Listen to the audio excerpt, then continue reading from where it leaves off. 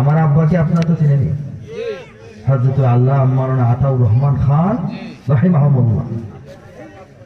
উনি আলেম হিসেবে কত বড় সেটা আমার বলা দরকার নাই, কিন্তু একটা বিষয় বলি, বিশেষভাবে সিরাতুন নবী সাল্লাল্লাহু আলাইহি ওয়াসাল্লাম, রাসূলুল্লাহ সাল্লাল্লাহু আলাইহি ওয়াসাল্লামের জিন্দেগানির যে বর্ণনা, ওনার মতো সুন্দর করে আমি দুনিয়া থেকে আর কথা শুনি নাই, না বাংলা ভাষায় না অন্য ভাষায়।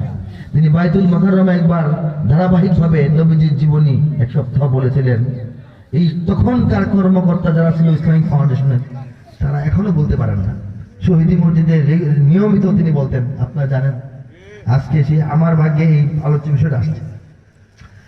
রাসূলুল্লাহ সাল্লাল্লাহু আলাইহি ওয়াসাল্লামের জীবনী বললে কিছুটা সময় তো লাগবেই, আর পুরোটা তো বলা সম্ভব না। আরেকটা হচ্ছে,